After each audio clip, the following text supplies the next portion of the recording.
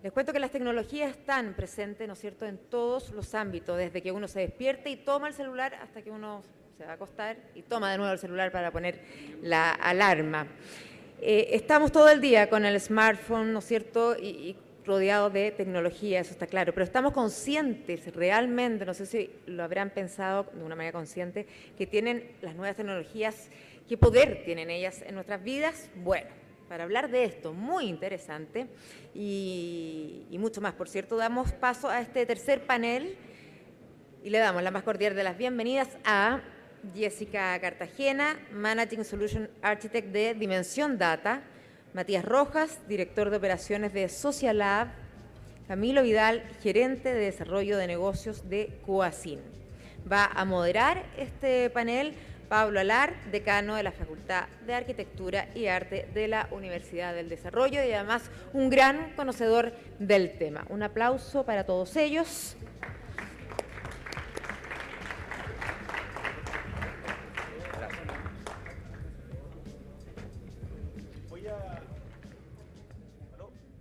Yo aprovecho de despedirme, muchas gracias.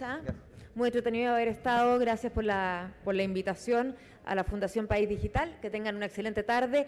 Continuará de moderador Pablo Alart y luego con ustedes, por cierto, el dueño de casa, Pelayo Covarrubias. Chao.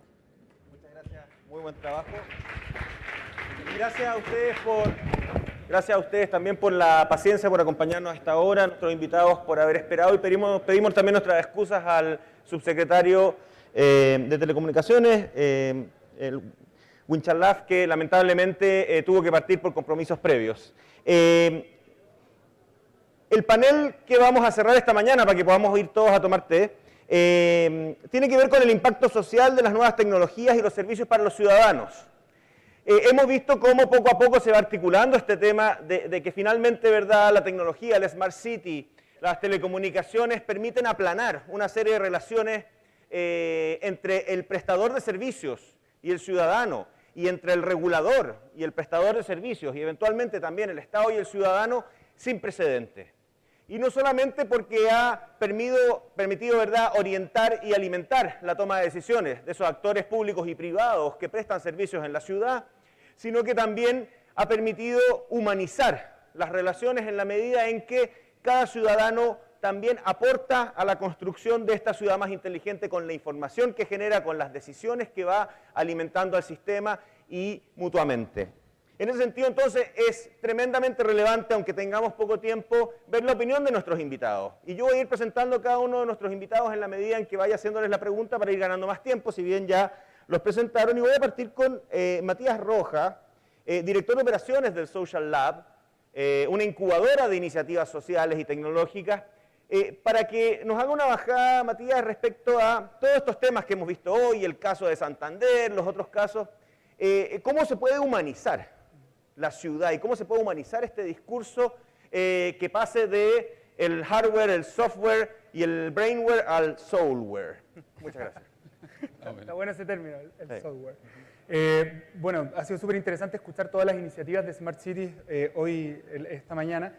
Y hay algo que me faltó un poco, que ninguna ciudad puede ser más smart que las personas que viven en ella. Entonces, el foco en las personas tiene que estar puesto, yo creo que desde todo ámbito, desde el diseño hasta el cliente. O sea, estas son soluciones en el fondo, desde personas para personas. Entonces ahí creo que hay un énfasis especial que hay que tomar en cuenta al momento del diseño y también al momento de la implementación. Sabemos que en la puerta del horno se quema el pan, entonces por mucho que diseñemos estrategias sumamente inteligentes y con mucho insumo, es muy difícil si no se tiene al ciudadano, a la persona, al beneficiario en el centro. Y por otro lado, hablando también de las personas, es que la ciudadanía de alguna manera, y con el pasar del tiempo se ha empoderado más. Hay diferentes plataformas, alguien hablaba antes del crowdsourcing, del crowdfunding, pero en el fondo es la capacidad, entregar a las personas, a los ciudadanos, la capacidad de hacer. Y ahí es donde nosotros creemos desde Social Lab que los emprendedores juegan un rol esencial. Dan las herramientas, pero no las herramientas teóricas, no estamos hablando de mesas de diálogo solamente, estamos hablando de formación, o sea que las personas, la academia o que la misma sociedad pueda tener personas formadas con conocimiento, con capacidad de ejecutar proyectos, herramientas claras como financiamiento, o sea, alguien le está dando plata a los ciudadanos para que puedan implementar soluciones, aunque sean pilotos, aunque sean chiquititos. Y tercero, la accountability, herramientas para rendición de cuentas, para que los mismos emprendedores puedan rendir cuentas a la sociedad de su impacto.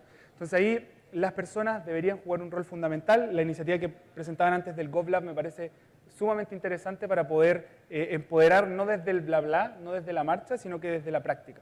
Y solamente para terminar, desde el punto de vista del impacto social, comparto totalmente lo que han dicho de que en la medida que la sociedad, que los más pobres de la sociedad pueden estar mejor, las sociedades están mejor. El enfoque de Medellín ha sido espectacular en ese sentido. Gracias, Matías. Y aprovecho a partir de esta arenga que nos hace Matías respecto a la cantidad de emprendedores, de iniciativas ciudadanas que poco a poco están tratando de sumarse, digamos, a este ecosistema de las ciudades inteligentes. De hecho, cuando llegué para acá me topé con el presidente de Plantabanda, que están recuperando las plantabandas abandonadas en las veredas de Santiago, otro que está promoviendo una vivienda solar, otro que está promoviendo un sistema de car sharing a partir de compartir, digamos, con universitarios cómo podemos ir en el mismo auto y hacer turnos.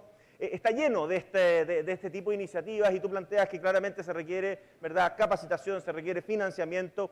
Y le quería preguntar a Jessica Cartagena, que es la Innovative Solutions Manager de Dimension Data, una empresa NTT, ¿cómo se baja esto? ¿Cómo se baja esto a la realidad? ¿En qué momento cruzamos los bits con el corazón?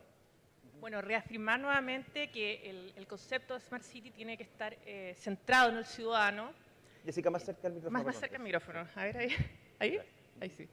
Ahora, dentro de esta hoja de ruta, de estos roadmap, estrategias que se han presentado en la mañana, en donde tienen que ser por territorios, es decir, una estrategia para Santiago, una estrategia para el norte, para el sur, el rol de las empresas de tecnología es ayudar a habilitar este roadmap, en conjunto con este ecosistema que hablábamos en el panel anterior.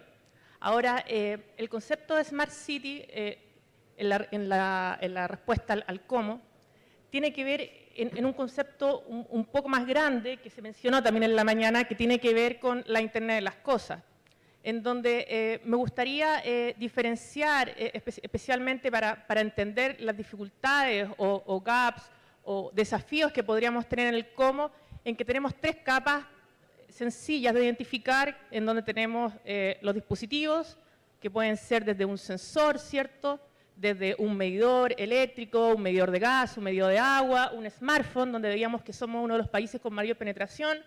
Después las capas de comunicaciones, 2G, 3G, móvil, satelital, etcétera. Y las capas aplicativas, que nacen de este ecosistema de emprendimiento muchas veces, de las grandes empresas también. Pero desde el punto de vista del cómo, yo creo que el gran desafío que tenemos como país es, acorde a este roadmap plantado por las autoridades, es ver cómo nosotros sobrellevamos las dificultades de la integración en estas tres capas que bueno, podríamos profundizar más, pero la verdad, ahí están los desafíos. La tecnología está, los sensores se crearon en los años 70, la primera fotografía digital fue tomada en los 70 también, el primer smartphone en el año 90. Lo que quiero decir es que la tecnología está, lo que falta es que nos pongamos de acuerdo en cómo las integramos y desarrollamos proyectos en conjunto en todo el ecosistema. Muchas gracias, Jessica. Y en ese sentido, tú hablas de que están estos tres layers y que la tecnología está y es cada vez más accesible desde el punto de vista de costo. Los recursos están, tanto económicos, digamos, como humanos. Y al final, aquí el gran desafío es no solamente plantear la hoja de ruta, como dices tú, para las autoridades, sino que también cómo rompemos los problemas de coordinación y, por otro lado, de implementación desde el punto de vista también legislativo. O sea, si hay grandes trabas hoy en día para implementar las Smart Cities en Chile, probablemente tienen que ver con que nuestra legislación va muy lenta respecto a los avances en la tecnología y claramente ahí el tema de la coordinación y el tema del rol de la subsecretaría de telecomunicaciones, en este caso, es clave, y por eso quería preguntarle a Patricio Astorga, coordinador de desarrollo digital de la Subtel, que viene en representación del subsecretario Huichalaf, ¿cómo están enfrentando ellos esta necesidad de, por un lado, coordinar a los actores públicos y, por otro lado, avanzar en una agenda legislativa que claramente esté acorde con los tiempos de estos desafíos? Patricio. Hoy día ya no nos quedan excusas, parece, por lo que tú planteas. Dos cosas. siendo Subsecretaría de Telecomunicaciones tenemos el desafío de conectividad, fiscalización, etcétera, y promover lo que estamos tratando de hacer. Y respecto a lo que tú preguntas, el gran desafío, producto de que tenemos más excusas de ponernos de acuerdo, es lo que empezamos a conversar hace un tiempo con País Digital precisamente. Lo que hace País Digital en un principio es tener que golpear puerta a puerta a cada ministerio para ponerse de acuerdo como empresa, como figura empresarial con ellos. Lo que estamos tratando de hacer es cómo nos ponemos de acuerdo nosotros. Hay preguntas que no tenemos respuesta, tenemos más preguntas que respuestas, que por ejemplo, no existe una mirada país respecto al tema ciudad digital. Incluso nos cuesta ponernos de acuerdo si es Smart City o ciudad digital. A partir de lo que estaba diciendo el intendente Orrego, lo que estamos haciendo, etcétera, nos damos cuenta que hay algo base que es el territorio. Lamentablemente en el aparato gubernamental no operamos como territorio, operamos como sectores. O sea, sector minero, sector el MOB, sector salud, etcétera. Y el desafío que tenemos, insisto, es ponernos de acuerdo. ¿Cómo lo estamos haciendo? Desde la Subsecretaría de Telecomunicaciones estamos intentando construir una mesa gubernamental donde estamos conversando. Ahí ya estamos de acuerdo, un grupo bastante acotado, pero que somos los más entusiastas, donde está el Ministerio de Economía, mi amigo allá sentado, donde está CONICIT Corfo, el Subsecretaría de Transporte, que es nuestra propia casa, y si se me escapa alguno me avisa, donde estamos tratando de construir el cómo ponernos de acuerdo. Esa es la parte complicada, porque como te digo, no tenemos excusa, o sea, y peor aún, tenemos poco tiempo. O sea, en un periodo presidencial de 4 años, donde ya se nos fue prácticamente un año, donde no podemos hacer pilotos, sino que aprovechar lo que ya tenemos y sacar de la inercia a nosotros mismos que somos los gubernamentales. De hecho, con Matías tenemos una iniciativa que es, está invitada a la Subsecretaría de Telecomunicaciones, conjunto con otros organismos, a que nos vaya a motivar desde afuera. Tenemos una mala señal nosotros mismos que nos miramos al ombligo desde lo gubernamental y muchas veces estamos esperando el instructivo para ver qué hacemos. De la parte legal que tú planteas, hoy día lo que hacemos es estirar lo más posible el reglamento, de manera a partir de eso tratar de ejecutar. La Subsecretaría de Telecomunicaciones tiene el Fondo de Desarrollo de Telecomunicaciones, que tiene un reglamento muy acotado, muy histórico, que tiene sus varios años, y con eso estamos tratando de promover. El problema que no va acorde a lo que tú dices, o sea, cuando se pensó ese fondo, ese reglamento, no existía ni siquiera el 2G. O sea, imagínense cómo tratar de abordar los temas que nos pasa hoy día.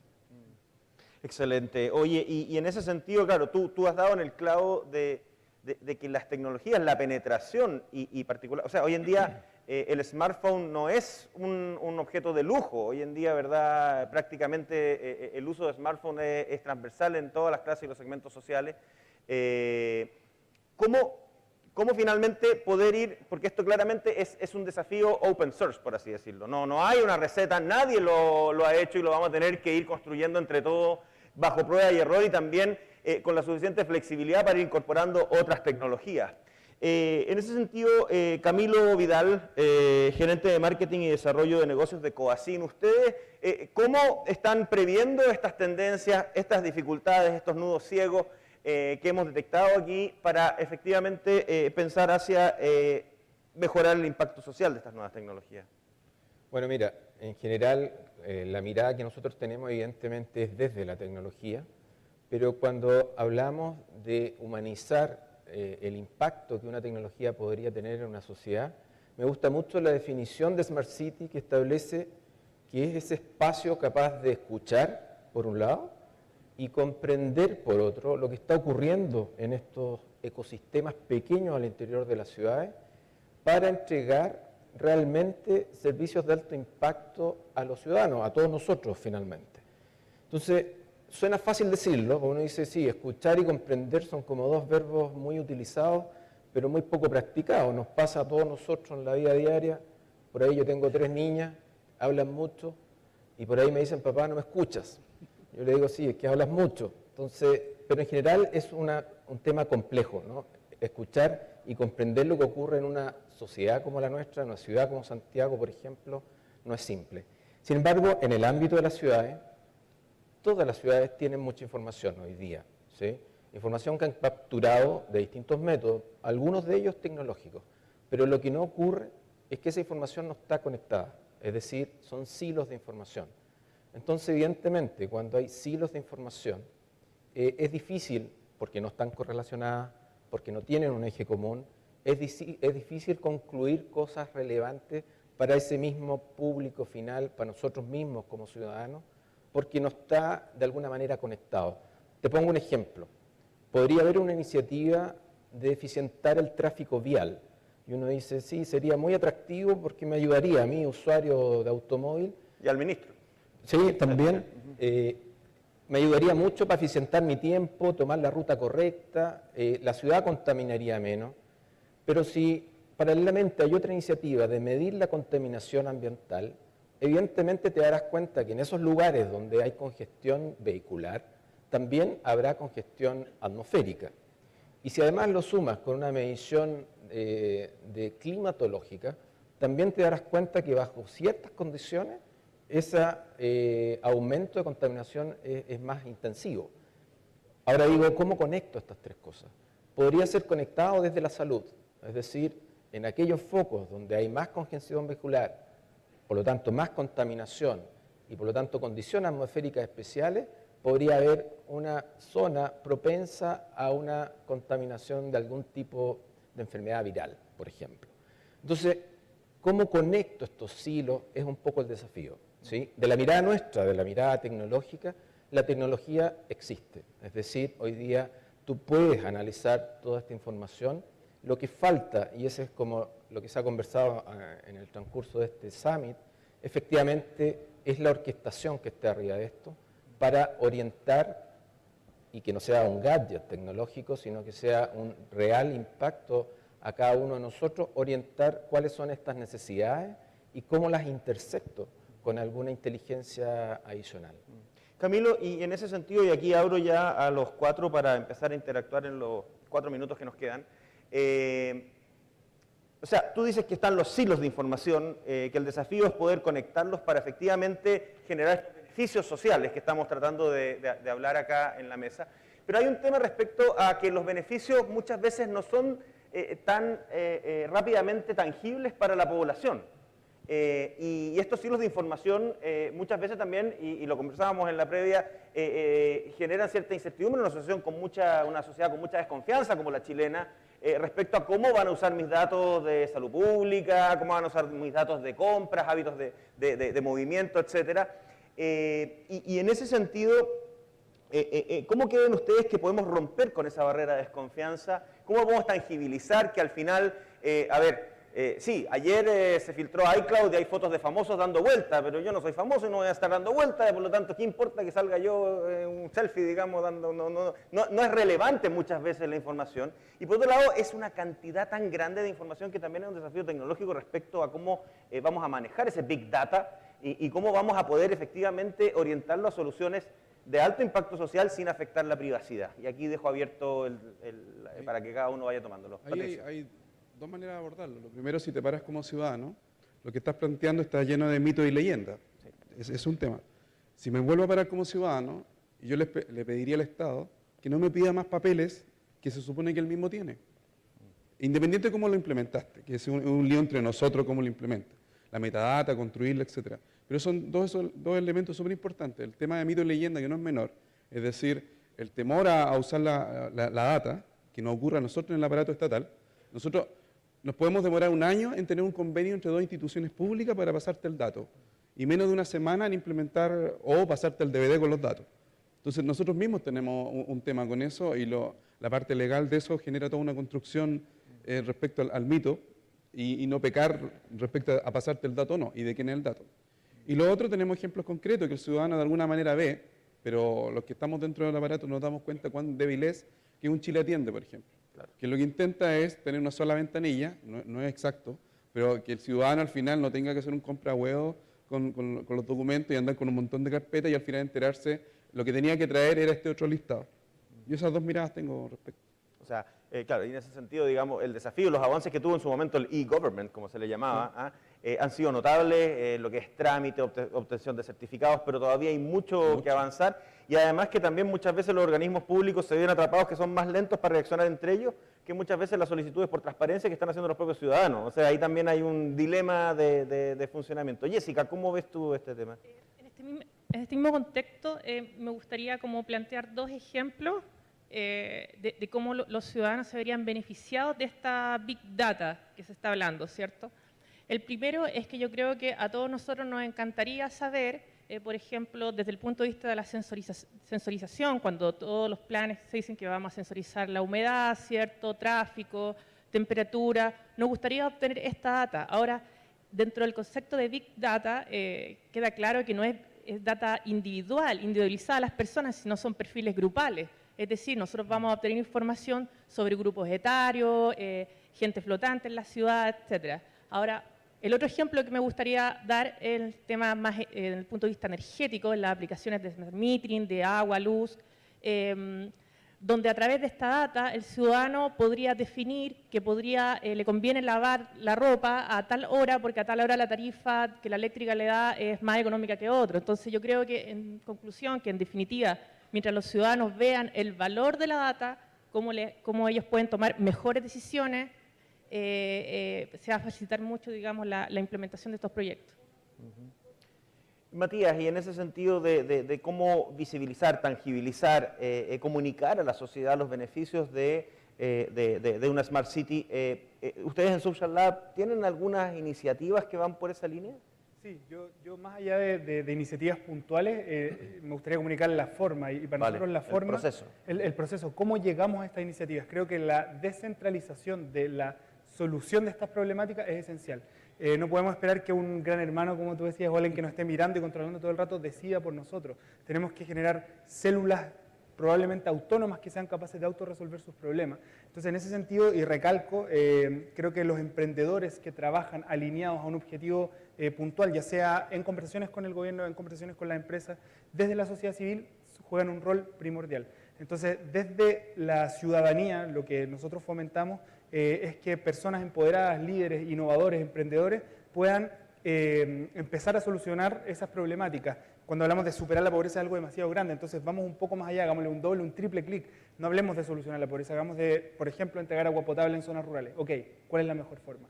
Y ahí los emprendedores, más allá de un gobierno central que claramente juega un rol tremendo, pero los emprendedores que están ahí, en la última línea, donde conversan con el cliente, co-crean y al mismo tiempo diseñan dinámicamente sus programas, son mucho más efectivos que una política que viene desde allá lejos y que pretende resolver algo que difícilmente entiende. Entonces, ahí la forma en cómo estamos enfrentando estos desafíos, para mí es la descentralización y la autonomía. Sabemos que vivimos en un país súper desconfiado, pero creo que los resultados, por lo menos a nosotros, nos están mostrando que estos emprendedores son capaces de generar el impacto social que prometen. Y cuando no lo generan, son capaces de rendir cuenta y decir, mira, ¿sabes qué? Esto fue, por esto no funcionó, más allá de esta desconfianza que vemos cuando hablamos de alguien que está muy elevado, muy lejos, que no le conocemos la cara. Y ahí tú tocaste una clave que es que el potencial de la tecnología, no necesariamente de que haya un Big Brother que esté supervigilando todo y controlándolo, sino que también haya células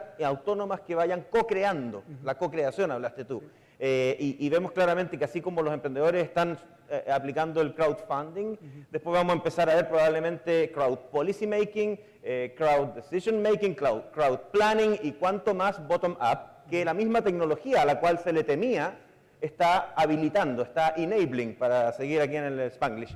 Y en ese sentido, Camilo, ¿cómo la industria de la tecnología se va a adaptar a este nuevo paradigma en el cual ya no es un vendedor o alguien que va y le entrega un paquete con un software, digamos, a un cliente, sino que va a tener que bajar al nivel de la comunidad, al nivel del usuario, co-crear con ellos, abrir el sistema, abrir la cabeza? Es un desafío tremendo también para la industria, no solo para los emprendedores, no solo para el gobierno.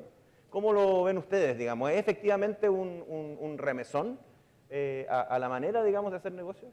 Sí, absolutamente. Yo concuerdo contigo en que la forma de hacer negocios en esta nueva sociedad cambia radicalmente. De hecho, esto que estamos haciendo hoy día, a mi juicio, marca un punto de quiebre, porque juntar actores de distintas miradas respecto a un problema común, evidentemente es un avance y establecerá desafíos para la industria tecnológica en lo que viene, el cómo nos estructuramos para capturar este Open Innovation hacia el interior de nuestras organizaciones de vuelta, para justamente a partir de ahí entender, esto que hablaba recién es lo mismo, escuchar y comprender lo que está ocurriendo en esos sectores que necesitan tecnología, pero no tecnología gadget ni tecnología por tecnología, es decir, apuntando hacia donde corresponde resolver un problema de alto impacto y conecto con lo que mencionabas tú recién de la información. Ese es el paradigma de la información, al final tendrá un impacto positivo o negativo. Yo estaré dispuesto a entregar información cuando como usuario, como ciudadano, me genera un impacto positivo. Al revés, evidentemente va a ser un problema. Entonces, ese es el desafío en el que todos estamos, el gobierno, la academia, las instituciones tecnológicas o empresas prestadores de servicios, y es lo que nos queda por abordar en los próximos años. Efectivamente, un desafío vertiginoso porque no sabemos lo que va a pasar, pero tremendamente estimulante y donde claramente, así como el subsecretario Bowen planteaba que hay que empezar a instalar sensores en la infraestructura, también entender que la ciudad no son solo sensores, sino que también son sentimientos y finalmente hacia allá vamos a prestar y tratar de visibilizar los beneficios sociales que esta tremenda oportunidad de la Smart Cities presenta. Muchas gracias, Patricio, muchas gracias a todo el panel, a Jessica, a Matías y a Camilo, y gracias a ustedes por la paciencia y los invitamos ahora por fin a alcanzar a agarrar algo de lo que quede del almuerzo y nos volvemos a encontrar a las 3 en punto, de manera de no atrasar la agenda, para continuar con el cierre y las últimas instancias de esta cumbre de Smart Cities 2014. Muchas gracias en nombre de País Digital por su paciencia. Estaremos en un próximo encuentro, siempre por Mega.cl. Agradecemos la gran sintonía que tuvimos y nos encontramos, por supuesto, en un próximo encuentro.